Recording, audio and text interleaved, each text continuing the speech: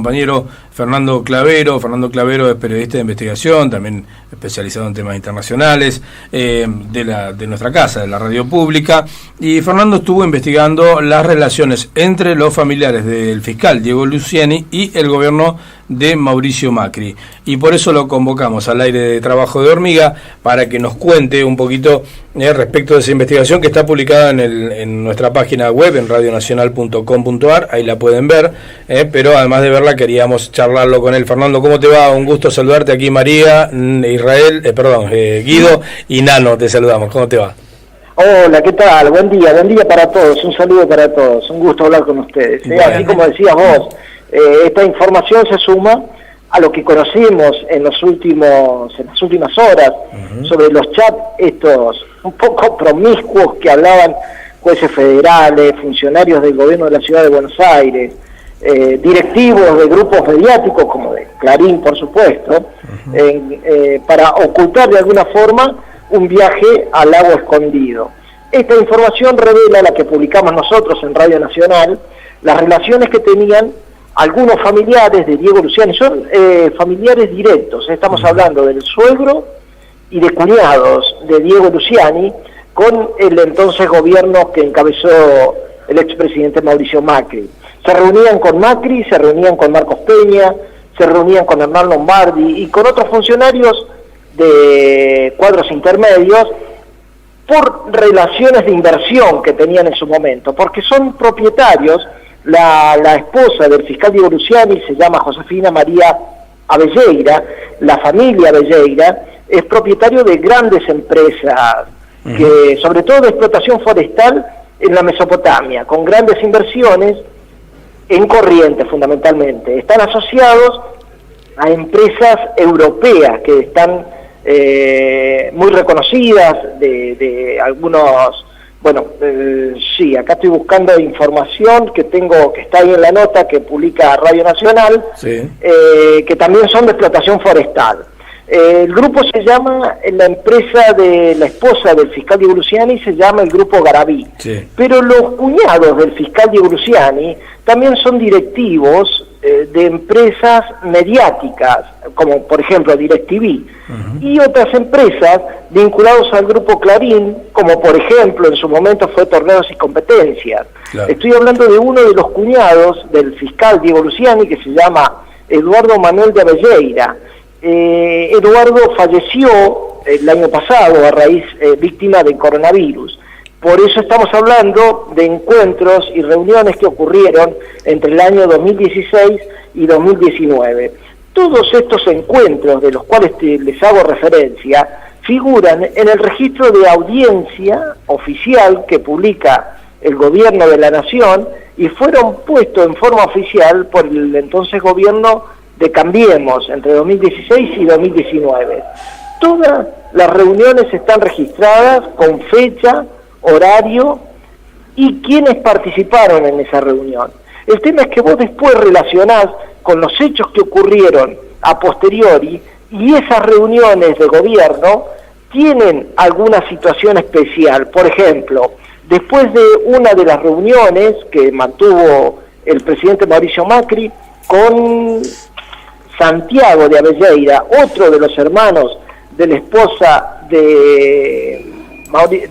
del fiscal Luciani. Diego Luciani, aparece a los días después Mauricio Macri anunciando un proyecto forestal, el más importante que en su momento tenía la República Argentina. Y así son las relaciones entre empresas. Al mismo tiempo que ocurría esto, el fiscal Diego Luciani comenzaba a instruir, a investigar en la causa vialidad.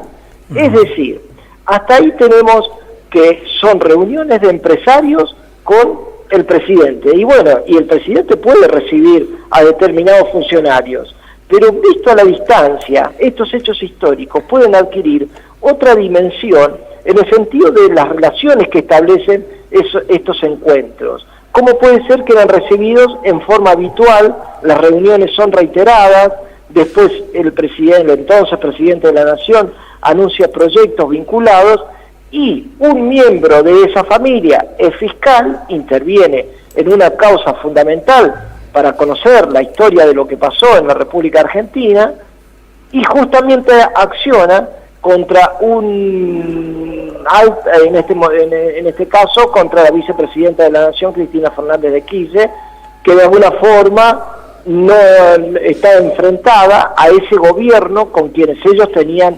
reuniones.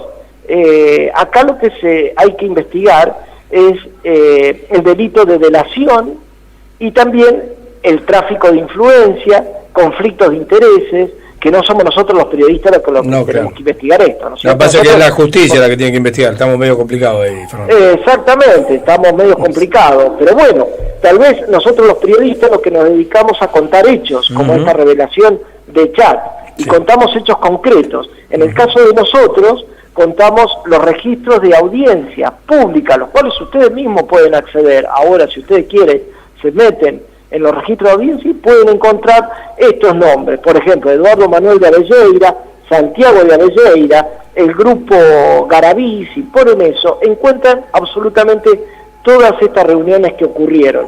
Y mira vos, Santiago de Avelleira, cuñado del fiscal Diego Luciani, hermano de la esposa de Diego Luciani, se reunió el 11 de diciembre de 2018 a las 2 de la tarde, a las 14 horas, ahí lo estaba esperando Marcos Peña.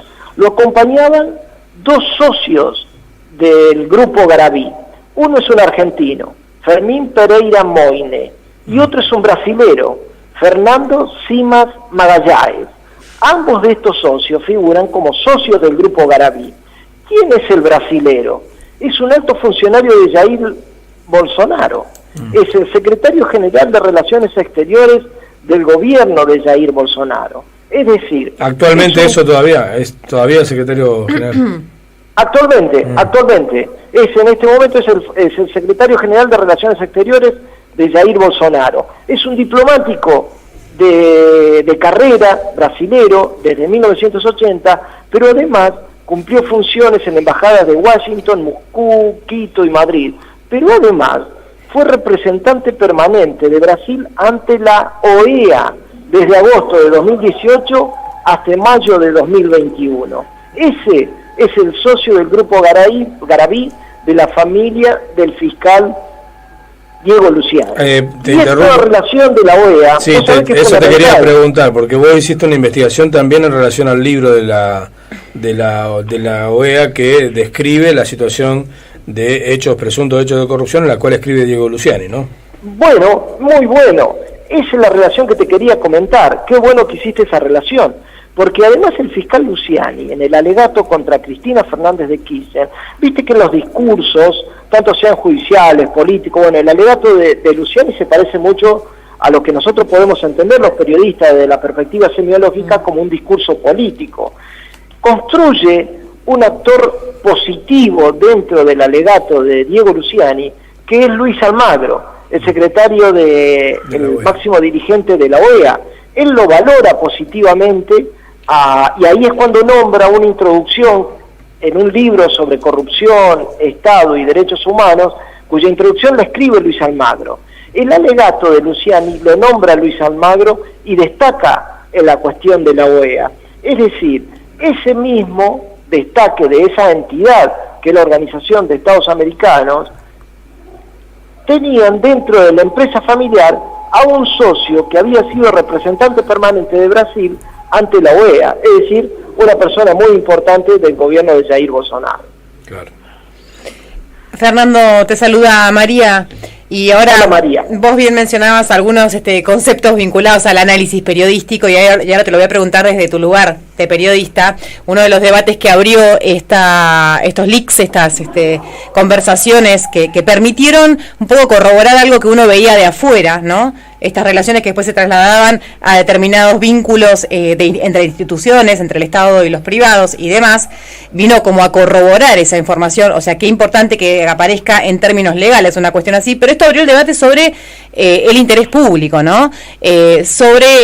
Algunos de estos actores ya manifestaron que esto era, por ejemplo, una violación a su intimidad porque se trataba de chats que son redes sociales, pero son chats interpersonales. ¿Cuál es tu visión sobre esta dimensión que también cobra estos chats que aparecieron?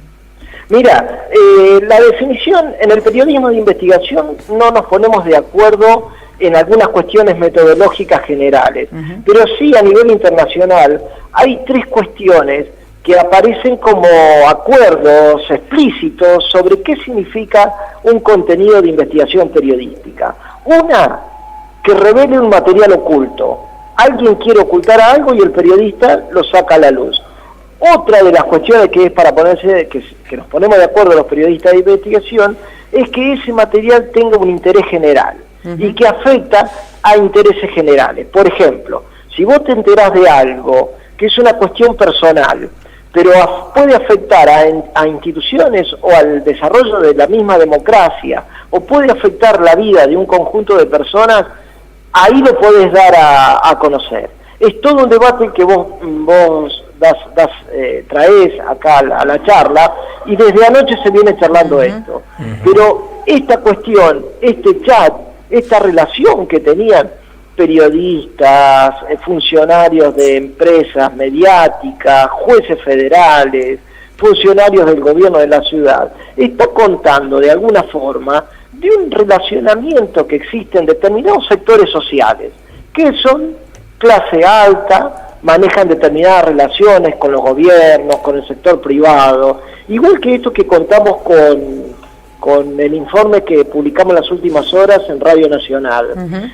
Revela de alguna forma, porque vos podés decir, y bueno, eran reuniones privadas de empresarios con el presidente, con el jefe de gobierno, con el secretario, ministro, y si pueden ocurrir, claro que pueden ocurrir. Además, entre comillas, inciso explicativo, digamos que algunos empresarios no son recibidos tan fácilmente, a otros empresarios le hacen causas judiciales, le inventan causas judiciales. Pero bueno, vos podés decir, ¿cuál es el problema que lo reciba? Bueno, pero si yo te digo, mira, el familiar de ese empresario que se reúne habitualmente en casa de gobierno, investiga a los sectores que en ese momento, entre 2016 y 2019, eran de la oposición, a la principal dirigente de la República Argentina, expresidenta durante 2 periodos en el país.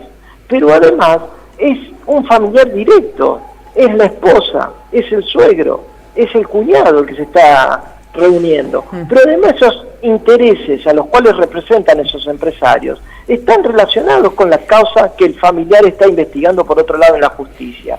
Ahí dejan de ser cuestiones privadas y empiezan a ser un dato concreto